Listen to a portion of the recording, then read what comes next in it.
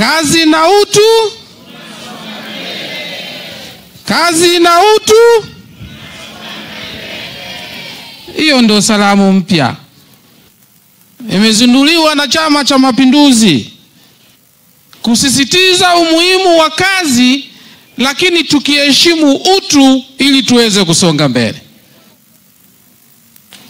Na kwa kuwa zoezi hili wanasheria wamekuja kufanya kazi ili kulinda utu wa Wanaarusha ili tuweze kusonga mbele, na ndio maana nimeitumia hapa. Kwa hiyo niwaombe Wanaarusha wote tutambue hiyo salamu ya kazi na utu, tunasonga mbele. Mheshimiwa Mkuu wa Mkoa wa Arusha na mgeni wetu rasmi Paul Christian Makonda, Mheshimiwa Mwanasheria Mkuu wa Serikali Hamza Johari. Kuna mtu mmoja alimsema mwanasheria wa serikali. Hapana, huyu ni mwanasheria mkuu wa serikali. Mheshimiwa Joseph Anania Tadayo, mjumbe wa kamati ya kudumu ya Bunge, ambaye leo anawakilisha Bunge la Jamhuri ya Muungano wa Tanzania. Katibu wa Chama cha Mapinduzi mkoa wa Arusha, ndugu Amoni Mpanju, naibu katibu mkuu Wizara ya Maendeleo ya Jamii. Natambua uwepo wa Mheshimiwa Rasi wa mkoa wetu wa Arusha, Mheshimiwa Mbunge Edward Ole Kaita, mjumbe wa kamati ya kudumu ya Bunge na wakili msomi. Natambua uwepo wa Mheshimiwa mkuu wa wilaya mwenyeji akiambatana na wakuu wa wilaya wengine wote. Natambua uwepo wa mkurugenzi wa jiji la Arusha ndugu yangu Kayombo. Natambua uwepo wa kuu ya mkoa pamoja na kuu ya wilaya. Natambua uwepo wa Bi Esther Msambazi ambaye anamwakilisha katibu mkuu. Viongozi wote tulioketi meza kuu, wananchi wa Arusha, wanasheria wasomi, waandishi wa habari na sisi sote tulioko hapa. Ni jambo la kumshukuru Mwenyezi Mungu. Nchi kama hii ya kwetu ya Jamhuri ya Muungano wa Tanzania inavyokwenda kwa amani na utulivu mkubwa, tunajipatia maendeleo kiasi kwamba nchi nyingi zinatamani kuwa kama sisi. Sio kwa uwezo wetu, bali ni kwa uwezo wa Mwenyezi Mungu.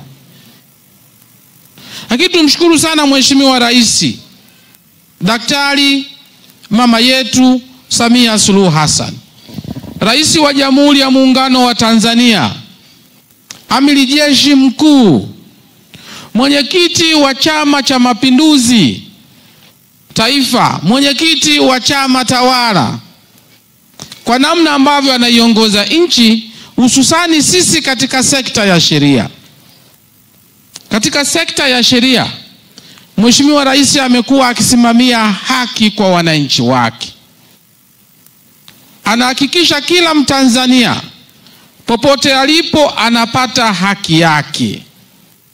Mnakumbuka aliunda tume ya haki jinai ili kuhakikisha kwamba kila Mtanzania anapoingia katika mfumo wa jinai anapata haki yake.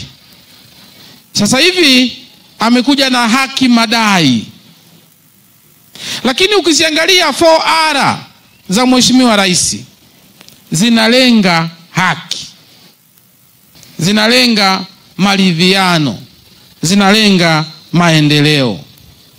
Mheshimiwa Rais amekuwa ni rais wa maendeleo. Lakini sisi tunamshukuru zaidi, mpango huu wa msaada wa kisheria wa Mama Samia ni maono yake, ni maelekezo yake. wananchi wote ambao tunanufaika na msaada huu tukae tukijua kwamba haya ni maelekezo ya Mheshimiwa Rais. Tumpigie makofi sana. Lakini kwa watu wa Arusha mmependelewa zaidi. Mwezi huu wa 3 mwaka 2025 msaada wa kisheria unakuja mkoa wa Arusha kwa mara ya pili.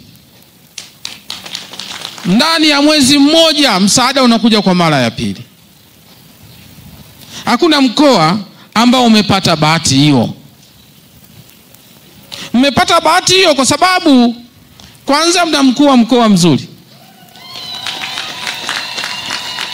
Mkuu wa mkoa anayejua kazi yake. Mkuu wa mkoa anayewajua wana Arusha na mahitaji yao. Mkuu wa mkoa ambaye amejitolea kuwapambania. Lakini pili, kwa sababu Mheshimiwa Rais anawapenda sana wana Arusha. Sana sana sana. Na nyinyi Waswahili wanasema mpende akupendaye. Msinganganie na watu ambao hawapendi, hasa ambao wanaonekana katika mwaka wa uchaguzi tu. Mheshimiwa Samia amesimama na wana Arusha kipindi chote cha uongozi wake. Na ndio maana katika mwezi huu wa 3 sisi kwa maelekezo yake na kwa ushujaa wa mkuu wa mkoa wa Arusha tunakuja Arusha mara 2. Mkuu wa mkoa wa Arusha ni mbunifu sana. Toka amekuja Arusha amekuwa akibuni mambo ya kimaendeleo kwa wana Arusha. Matukio yenye tija na maslahi kwa wana Arusha. Sio kila kiongozi anakuwa na sifa hiyo. Mkuu wa mkoa wa Arusha ni mchapakazi. Muda wote yuko kazini anawatumikia wana Arusha.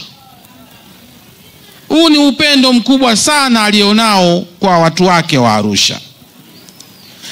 Mkuu wa mkoa wa Arusha ni mzalendo. Ni mzalendo kweli kweli. Ndio maana anajitoa kizalendo kuhakikisha Arusha inapata maendeleo. Na Waswahili wanasema, Mheshimiwa mkuu wa mkoa, chanda chema uvikwa pete. Wewe ni chanda chema. Wana Arusha hawa, mwitikio huu unaouona leo ndio kukuvika pete yenyewe. Mwitikio tuliouona jana kwenye iftar pale ndio kuvika pete yenyewe. Mwitikio tuliouona kwenye ile Land Rover Festival ndio kuvikwa pete yenyewe. Mwitikio tuliouona siku ya mwaka mpya pale Clock Tower ndio kuvikwa pete yenyewe. Na sisi Wizara ya Katiba na Sheria kukuomba wewe uwe mgeni rasmi katika siku ya leo ndio kuvikwa pete yenyewe. Hongera sana.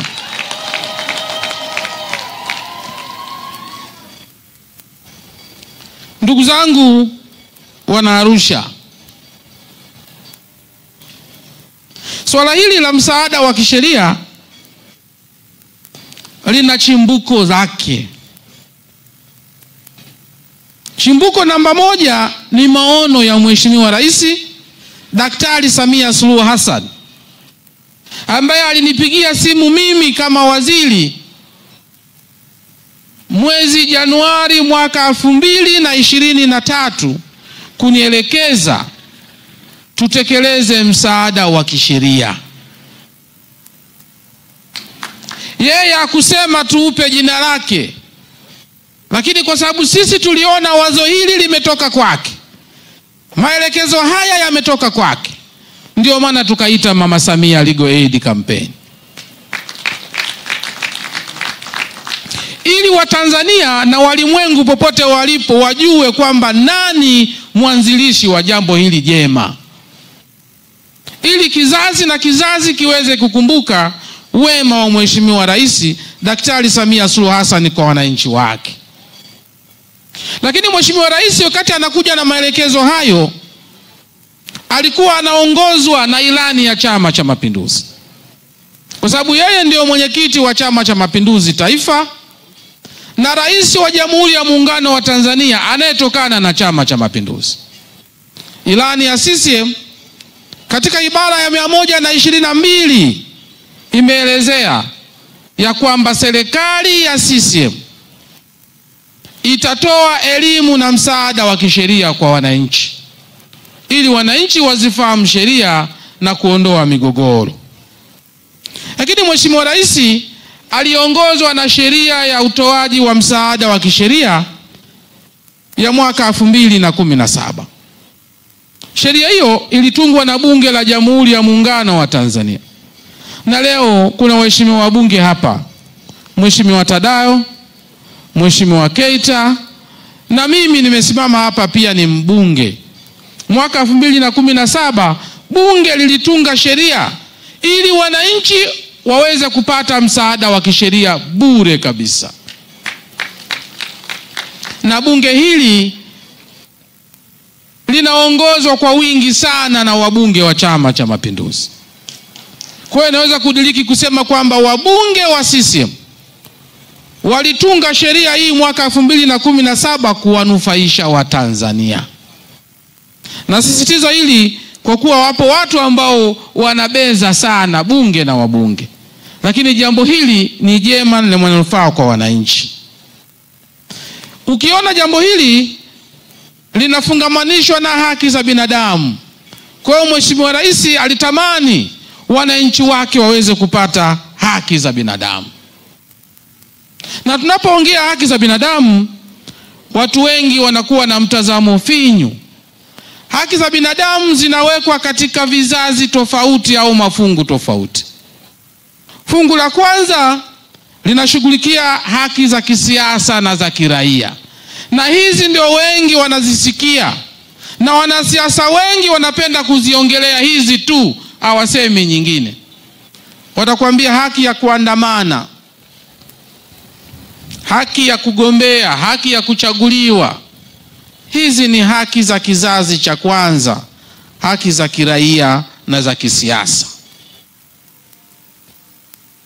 Lakini katika kizazi cha pili cha haki za binadamu tunaziona haki za kijamii, haki za kiuchumi na haki za kitamaduni.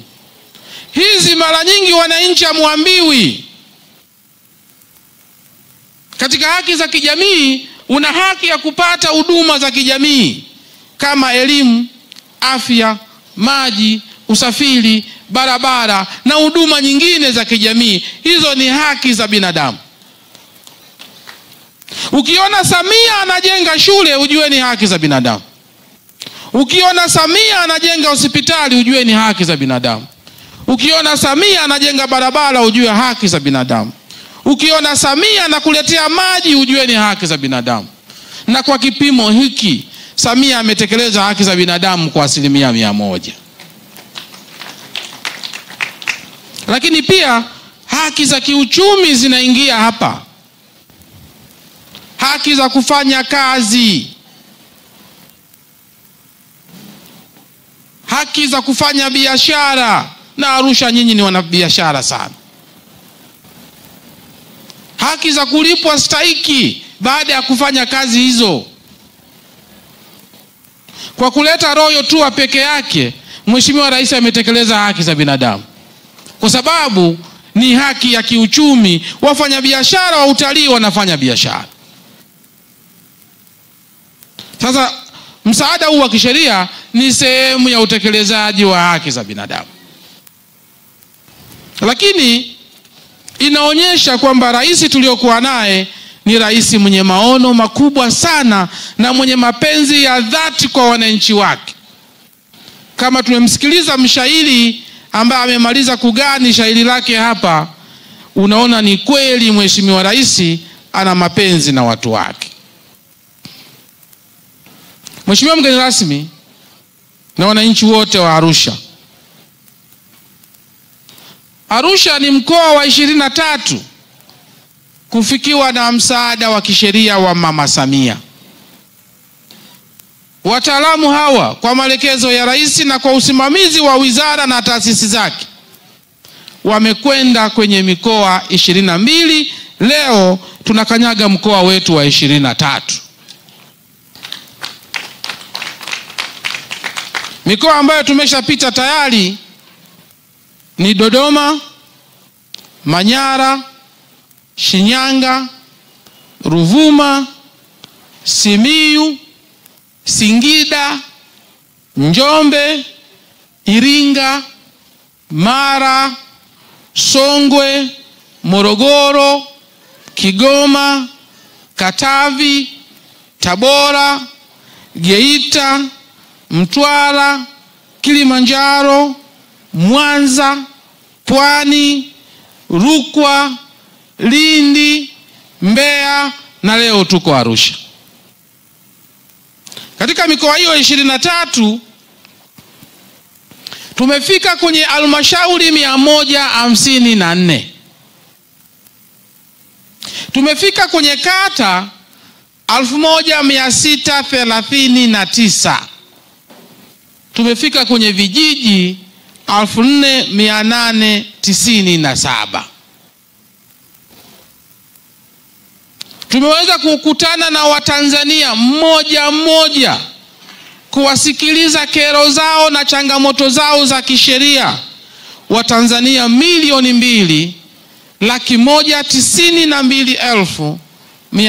2,192,372.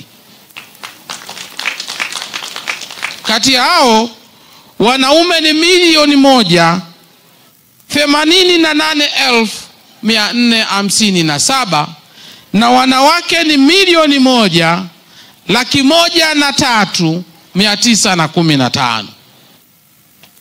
Hawa ni wale ambao tumewafikia mmoja mmoja kwa kukaa nao, kuwasikiliza na kuongea na kuondoa changamoto zao. Lakini kupitia vyombo vya habari kama tulivyo leo hapa, tunafuatiliwa na vyombo vya habari duniani kote, nchi nzima, mikoa yote, wilaya zote. Tumeweza kufikia Watanzania milioni 43. Watanzania hawa milioni 43 wamepata elimu ya kuwafikia watu mbalimbali. Sasa tumeona jambo hili ni jema, hivyo wizara imeweka mpango endelevu na tumekuja na mkakati ili jambo hili liweze kuwa la kudumu. Mikakati ambayo tumejiwekea: kwanza, tumeanzisha madawati ya msaada wa kisheria katika kila halmashauri. Kwa kila halmashauri ina maafisa wa maendeleo ya jamii ambao wanatekeleza msaada wa kisheria baada ya siku hizi 10 tutakazo kuwepo mkoa wa Arusha. Kwa hiyo ukiwa na tatizo baada ya siku 10 hizi, wewe Mtanzania, nenda katika halmashauri yako, uliza maafisa maendeleo ya jamii wanayeshughulikia msaada wa kisheria.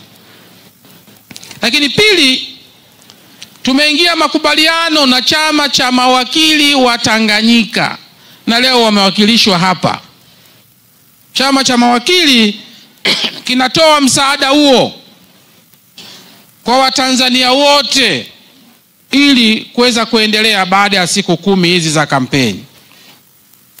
Tatu, tumetoa mafunzo kwa paralegal, wasaidizi wa kisheria hawa 216 ndani ya mwaka huu wa fedha. Hivyo kwa nchi nzima tuna paralegal 22,005 ambao wanaendelea kufanya kazi hii. 4, tumeongea na vyuo vikuu mbalimbali ikiwemo chuo kikuu Huria ambacho tunaingia nao makubaliano ya kuendelea kutoa msaada wa kisheria katika kila ofisi ya chuo kikuu Huria cha Tanzania ambazo zipo katika kila mkoa, kwa sababu chuo kikuu Huria cha Tanzania na vyuo vikuu vingine vina vitengo vya msaada wa kisheria. Hivyo tutaungana nao kutoa msaada huo wa kisheria. Kampeni hii itakwenda kwa siku 10 katika mkoa wa Arusha. Inakwenda katika halmashauri zote za mkoa wa Arusha. Inakwenda katika kata zote za mkoa wa Arusha. Inakwenda katika vijiji vyote vya mkoa wa Arusha. Na Mheshimiwa Rais ameshalipia gharama zote ili wananchi wake wa mkoa wa Arusha na Watanzania wote waweze kupata huduma hii bure kabisa. Hivyo mwananchi utakiwi kuilipia huduma hii. Gharama zako ni kwenda kwenye sehemu ambapo msaada huo unatoka. Nauli ile ya kwenda na kurudi ndio gharama yako. Mengine yote mama yetu, kipenzi chetu, Daktari Samia Suluhu Hassan, Rais wa Jamhuri ya Muungano wa Tanzania, ametulipia. Na hii ndio faida ya kuwa na rais mwanamke. Rais mwenye mapenzi na wananchi wake. Na niwaombe kwenye hili, sisi hatuna cha kumlipa isipokuwa ikifika Oktoba, maana kule kwenye Chama cha Mapinduzi ameshapita. Ikifika Oktoba tukamlipe fadhila Mheshimiwa Rais kwa kusema mitano tena. Samia oye! Samia oye! Samia mitano tena! Samia mitano tena! Mheshimiwa mgeni rasmi, katika utekelezaji wa kampeni hii ya kisheria ambayo imekuja mkoani Arusha,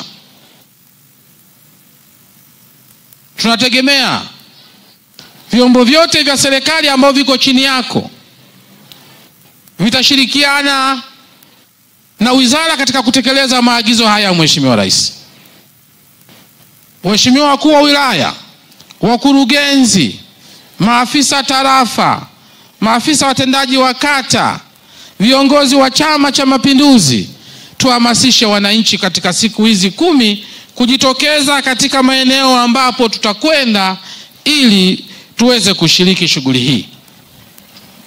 Na mimi kama kawaida yangu nimekuja sio kama waziri, nimekuja kama mwanasheria kushirikiana katika kutoa msaada huu. Na Jumatatu nikuombe Mheshimiwa mkuu wa mkoa nipangie wilaya ya Arumeru. Nitakuwepo pale kuanzia asubuhi mpaka jioni kutoa msaada wa kisheria. Na baada ya hapo tutaongea, utanipangia sehemu nyingine. Mheshimiwa mgeni rasmi, shughuli hii ni ya kwako leo. Wewe ndio mgeni rasmi wetu. Mimi kazi yangu ilikuwa ni kusafisha njia tu ili uje hapa uongee na hadhara hii, na kupitia hadhara hii uongee na Watanzania popote pale walipo, ili waweze kujua dhamira na mapenzi ya Mheshimiwa Rais kwa wananchi wake. Hivyo basi ninakuomba sasa kwa heshima na taadhima nikuinue uweze kujiongea katika membari hii na tuweze kukusikia na saa na maelekezo yako. Mheshimiwa mgeni rasmi, karibu sana.